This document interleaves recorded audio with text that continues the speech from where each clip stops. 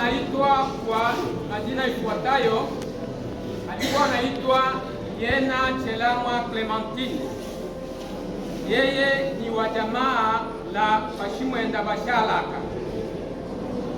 Marehemu alizaliwa pa Baraka tariki 12 mwezi wa 10 mwaka wa 1999. Jina la baba anaitwa Lukole Chelamwa wa jamaa la Bashimwenda Bashalaka. Jina la mama wa marehemu alikuwa anaitwa Asende Kalenga wa jamaa la Bashimuma Baaso. Masomo. Marehemu alisoma masomo yake ya msingi Lise Mama Yemu hapa Baraka, akapata cheti cha sertifika. Marehemu alisoma masomo yake ya sekondari kwa Institut Masoka, akapata diplome d'etat na alama 68 ku section ya pedagogie generale. Marehemu alikuwa mwanafunzi kuisteme Baraka kwa mlango wa 3, ila kwa bahati mbaya marehemu hakufaulu kumaliza mwaka. Maisha ya kiroho. Marehemu alikuwa Mkristo wa Eglise Katoliki. Alibatizwa tariki 26 mwezi wa 3 mwaka wa 2016 hapa Baraka. Magonjwa. Marehemu alianza kugonjwa ugonjwa wa malaria, kisha akagonjwa na estoma, na kisha ile aligonjwa pia na kikohozi kikubwa, na baadaye kwa mwisho aligonjwa na kanser.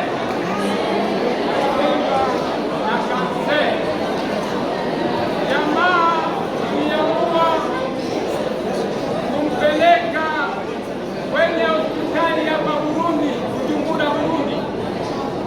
Alipofika Burundi walimutibu, lakini magonjwa haikutika. Dawa ya wanadamu tunaweza kutibu magonjwa, lakini hatuwezi kutibu kifo. Ilipofika tariki 12 mwezi wa 4 mwaka wa 2026, marehemu akaaga dunia na saa 4 za usiku.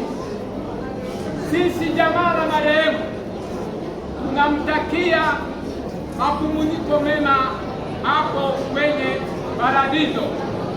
Pia tunawashukuru watu wote ambao walifika kwa ajili ya kushinikiza binti wetu kwa makao yake ya mwisho. Sisi kama vile jamaa hatuna kitu cha kuwalipa, lakini Mungu wa mbinguni atawalipa.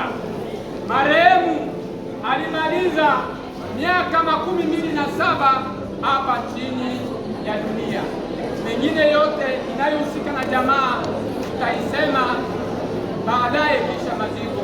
Mungu akubariki. Amen.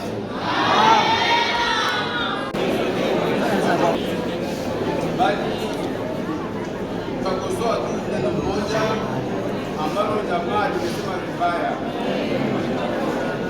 Sisi sio Washimuma, sisi ni Washoba. Sisi ni Washoba kabila la Wagoma.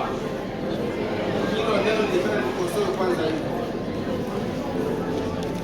Maneno mengi yamesha kusemwa.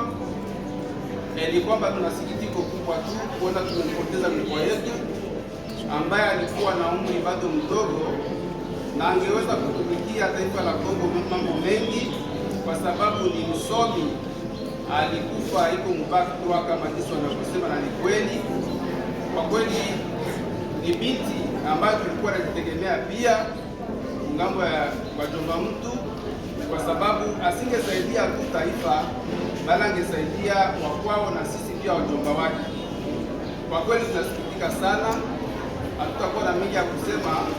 Tunawashukuru nyote ambayo mnaendelea kutushughulikiza kwa hiki kipindi kigumu ambacho tunapitia.